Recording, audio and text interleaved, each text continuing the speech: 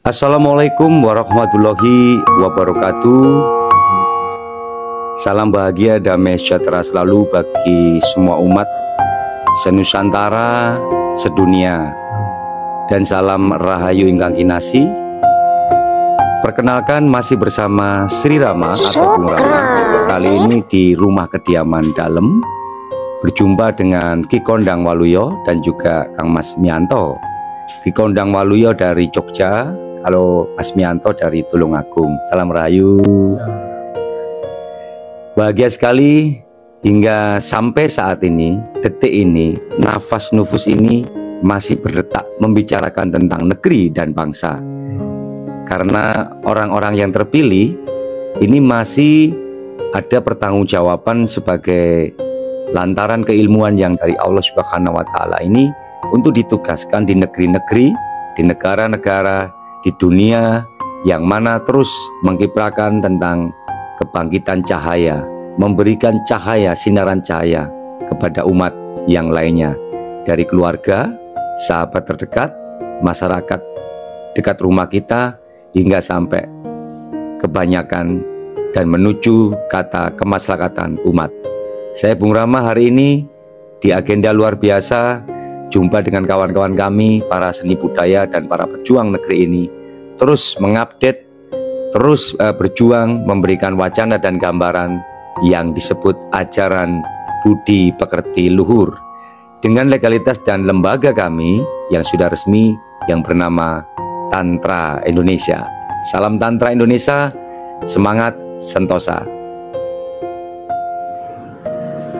Oke, kali ini kita akan kembali untuk bisa sedikit berbincang-bincang santai. Yang pertama saya akan berikan kepada Mas Mianto, mungkin ada sebuah proses perjalanan apa yang akan ditanyakan, karena proses perjalanan ini sungguh luar biasa hingga menemukan yang disebut jati diri, temukan diri kita, baru menerima atau menemui energi Tuhan Yang Maha Esa. Silakan Mas Mianto, dipersilakan. Terima kasih atas waktu yang diberikan kepada saya oleh Bung Rama, Kang Mas Rama. Di sini saya ucapkan Assalamualaikum warahmatullahi wabarakatuh. Salam kebajikan, namo buddhaya, salam sejahtera. Untuk kesempatan pada hari ini yang telah dikatakan oleh Kang Mas Rama tentang kehidupan ini. Dan di sini saya melihat ada sanepan atau petunjuk dari Allah, dari Tuhan Yang Maha Esa, dengan lantaran sesuatu yang saya lihat di depan saya saat ini adalah sebuah batu. Ini yang dinamakan batu. Ini nanti saya ingin tahu penjelasan dari Bang Rama bagaimana asal usul batu ini dan bagaimana kisah yang diberikan Tuhan kepada kita, sanepan yang diberikan pada kita lantaran batu ini. Bagaimana dan apa yang bisa kita ambil hikmahnya untuk perjalanan hidup kita, hidup ke masyarakat kita saat ini, supaya hidup kita nanti tentram, damai, dan sejahtera. Amin. Lahir dan batin. Untuk itu yang saya tanyakan pada kesempatan ini. Bila ada tutur saya yang kurang tepat, kata-kata yang saya kurang tepat, saya mohon maaf. Saya kembalikan semuanya kepada Bang Rama atau Kang Mas Rama untuk menjelaskan ini semua. Terima kasih. Selamat pagi. Wassalamualaikum warahmatullahi wabarakatuh. Salam kebajikan, namo buddhaya, salam sejahtera. Terima kasih. Ya, Inji, terima kasih Mas Mianto. Saudaraku senusantara, kenyataan adalah bukti otentik. Namun dalam apresiasi proses seperti yang tidak pernah kita logikakan, yaitu sebuah mimpi. Maka mimpi sangat penting harus hadir pada jiwa-jiwa manusia. Karena adanya mimpi, adanya keinginan. Mimpi akan menjadi keinginan jika kita mau berproses melalui aturan kebutuhan sarana, waktu dan pergerakan pertumbuhan dan perolehan. Jadilah manusia yang bermimpi setinggi langit, hingga nanti kalau jatuh di antara bintang-bintang tersebut, maka mimpi adalah sebagai anggapan secara spiritual bahwa sangat penting. Tapi kalau Anda bermimpi di atas mimpi, itu berbahaya pada jiwa Anda. Karena mimpi di atas mimpi bisa disebut halusinasi. Dan kali ini Mas Mianto bertanya tentang batu. 2 minggu yang lalu, Mas Mianto, kami tidur, Bung Rama tidur, tiba-tiba diimpikan ada seorang kakek. Kakek berkata, ambillah batu itu. Batu itu pernah saya ajarkan kepada umat, ajarkan kepada manusia tentang maknanya. Batu ini kalau disinari cahaya, ya, itu ada muncul seperti cahaya-cahaya kerlip-kerlip. Nah, artinya manusia ini terus belajar untuk bisa menjadi cahaya. Artinya hatinya bercahaya, manusianya bercahaya untuk menyinari segenap di ruang-ruang lingkup yang gelap. Nah, batu ini batu biasa, tidak ternilai seperti batu ake atau batu yang mahal, tidak. Batu ini kami gali dari kedalaman 1 meter. Muncullah batu berbulat seperti ini. Ketika mimpi tadi, orang tua tadi menitiskan, menentukan tepat pada posisi pohon kelampis yang di bawahnya 1 meter ada titik pohon beringin kecil. Nah, disinilah saya gali, ternyata ada batu sesuai mimpi tadi. Jadi batu ini real sekali dan tidak berat, namun ada seperti cahaya-cahaya itu. Berarti menurut saya dulu ada leluhur yang pernah mempelajarkan ajaran Budi. Dengan tidak adanya kertas, dia menggunakan batu ini sebagai sanepan kehidupan di masa lalu, yaitu ajaran cahaya. Makanya makhluk-makhluk malam kalau ada cahaya dia akan datang. Apa bedanya dengan batu yang saya sampaikan ini? Maka di sini ada kerlipan-kerlipan ini seperti mutiara. Seandainya bumi ini dilihat dari seperti batu ini, maka ada cahaya-cahaya kerlip. Artinya orang-orang yang ahli ibadah, orang-orang alim, orang-orang yang selalu berbuat baik, itu bercahaya kalau dilihat dari atas langit sana. Seperti itu Mas Mianto maknanya batu ini. Dan kalau Anda mau menyaksikan, datang ke tempat kami, boleh, alamatnya di sini. Dan batu ini juga bisa dipegang. Dan ada kata-kata yang paling bertajuk, peganglah batu itu, kemudian doalah kepada Allah. Bukan kepada batu, doalah kepada Allah, bahwa sanepan-sanepan ini membentuk karya-karya indah untuk bangsa dan negeri hingga dunia. Seperti itu Mas Mianto maknanya.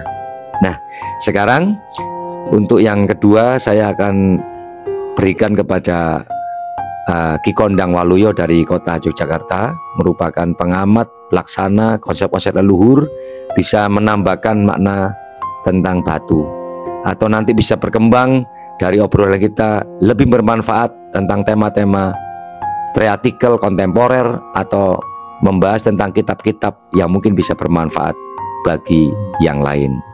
Waktu dan tempat kami persilakan, Ki.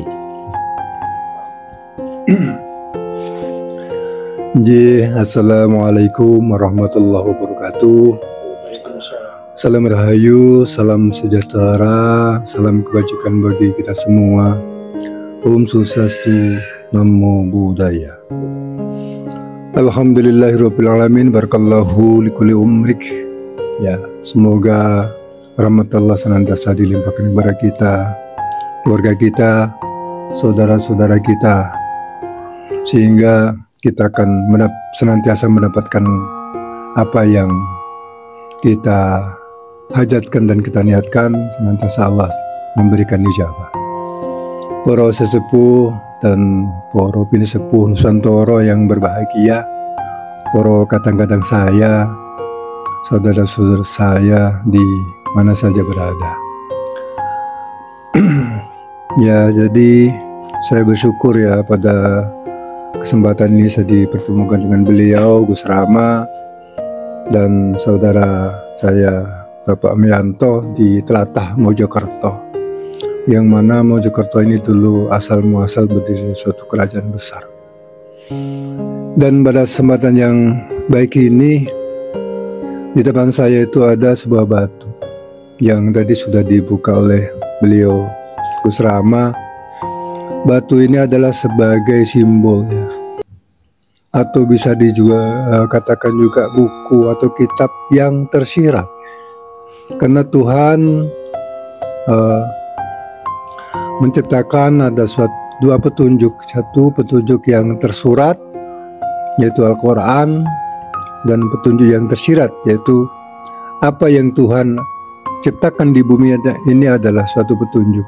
Nah, di sini di depan saya ada sebuah batu. Batu ini ditemukan oleh beliau dan sesuai dengan petunjuk yang beliau terima, dan itu benar adanya. Nah, makna di dalam batu ini sendiri adalah jikalau. Nah, jikalau ya. Bahasanya jikalau, seandainya manusia itu memiliki sifat seperti batu ini. Subhanallah. Kenapa? Batu ini adalah petunjuk yang tersirat, bahwa walaupun tidak kelihatan ya, kalau ini dilihat biasa, tapi kalau diberi cahaya, ada klip-klip cahaya yang hidup. Ada cahaya, klip-klip seperti permata. Ini adalah suatu simbol. Jikalau manusia kita ya, itu memiliki sifat seperti batu ya. Manusia itu bercahaya, namun cahaya itu tidak akan kelihatan jikalau tidak dilihat oleh orang yang berkeinginan melihatnya. Manusia pun begitu, ada cahaya di dalam dirinya, tapi kalau cahaya itu tidak diperlihatkan ya. Tapi kalau ada orang melihat bisa, ini ada cahayanya nih, kan begitu. Tapi cahaya tersembunyi. Seperti simbol siapa? Umat yang memang Allah tunjukin nih Gus. Jadi simbolnya seperti itu. Umat itu bercahaya. Tapi cahaya itu kalau didiamkan tidak kelihatan. Tidak tahu kalau itu sebenarnya ada sosok, ada simbol cahaya. Namun kalau dilihat, diamati, ternyata ada cahayanya. Nah, jikalau manusia kita sebagai umatnya hanya besar, memiliki cahaya, itu otomatis akan tertuntun di dalam laku kehidupannya, akan senantiasa diarahkan kepada hal yang baik, karena cahaya itu yang menerangi jalan. Ini simbol cahaya yang menerangi jalan. Kita tidak akan nasar-nasar di situ, Gus. Jadi simbol di dalam batu ini adalah sebagai petunjuk bagi kita sebenarnya, bagi kita untuk umat manusia saat ini. Dan ini bermanfaat. Ini kelihatannya nggak ada, tapi ini banyak manfaat yang tersirat, kan begitu. Yang untuk bisa kita bedah, kita pelajari. Oh begitu ya. Nah, ini kalau malam kelihatan, jadi cahayanya klip. Kalau siang nggak kelihatan. Tapi kalau di dalam malam hari ada cahaya itu akan muncul. Nah begitu.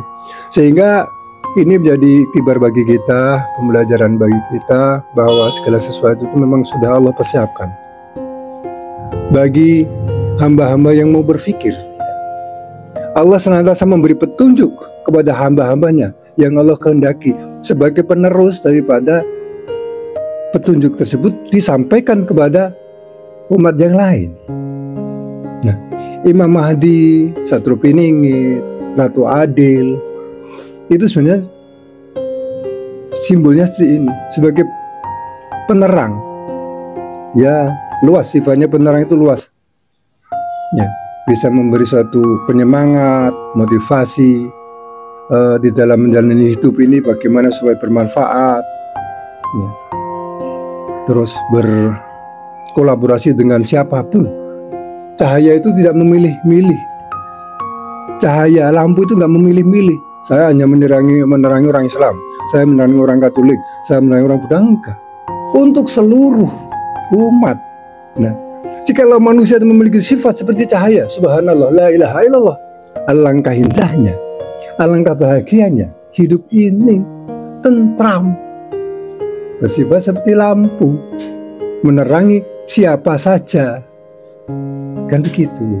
Nah, sifat dari perilaku, sifat daripada si Satrio Piningit, Ratu Adil, atau Imam Mahdi seperti cahaya yang bisa menerangi untuk umat, kan begitu guys.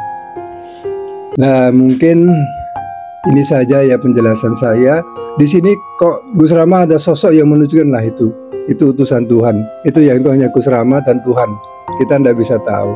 Itu nggak bisa diterawang karena saya bukan ahli terawang ya. Jadi itu yang itu hanya Gus Rama dan yang memberi petunjuk siapakah beliau. Tapi Gus Rama sudah paham, yaitu ada cecak pun berbunyi betul ya. Saya sendiri juga nggak tahu. Kan begitu aja. Jadi begitu sedikit celotehan dari saya, dan mungkin ada sebagian saudara kita belum tahu siapa saya. Saya adalah saudara kalian, saudaramu Gus Rama, saudaramu Mas Wianto ya. Cekundang Waluyo, saya dari Tlatah Ngayogyakarta Diningrat yang berada di dalam wadah Padukuhan Sekar Jagad ya. Dari Jogja ya? Ya, dari Jogja Gus. Jogja. Jadi monggo bagi Gus Rama, Mas Wianto dan saudara-saudara yang lain, jikalau berkunjung di Tlatah Ngayogyakarta, silahkan pinarak di Padukuhan Sekar Jagad. Ya, saya memang senang suka mengelana tuh nganglang jagat. Lemboro ing awang-awang. Gus, diteruskan lagi. Terus nongger cak bagus. Inji. Angelangut bebasan tanpa tepi. Nah, rak ngono.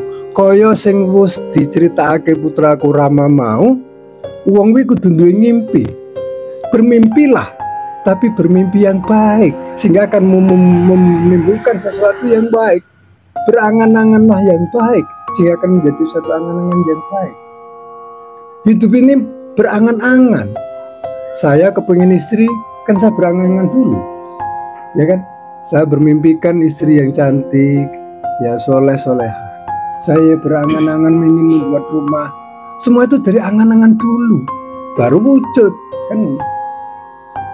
Narapasing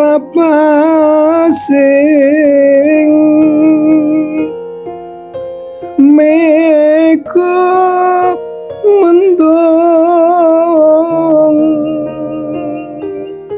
Loh, di dalam lakune diterabas meko mendung halangan apapun les kan gitu. Mi perniteri jagat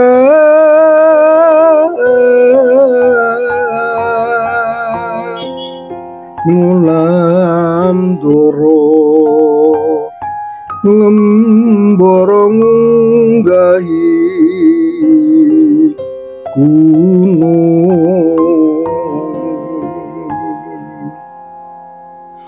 katungkul mudar kakasan satemaki nawa ngimpi. Mekaten nggih, gambarane wong mlaku urip ning donya iki lumaku ngubengi jagat. Nek urung ngubengi jagat ya aja ngaku dadi.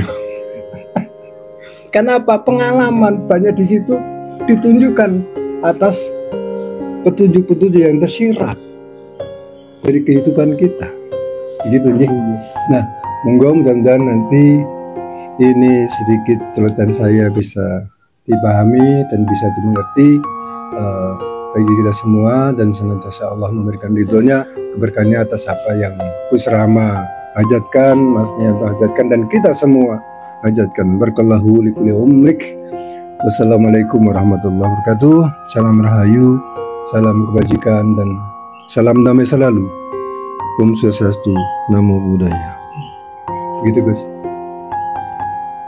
Wah, tembangnya sudah dilantunkan, hitungannya dari Ki Kondang Waluyo, juga ada jawaban-jawaban yang baik yang kita sampaikan, karena sebenarnya tata seni berbicara itu adalah modal utama untuk menjadi kang manusia sejati.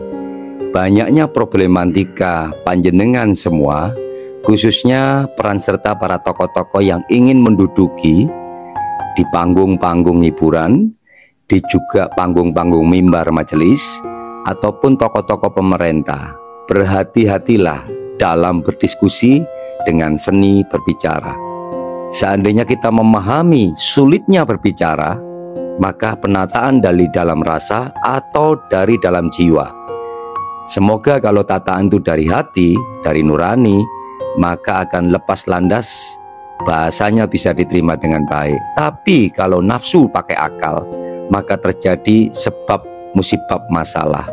Jadi masalah yang nyata saat ini Anda lakukan, itu hasilnya awalnya dari sebuah bicara Anda tidak sesuai dengan praktek yang dijalankan.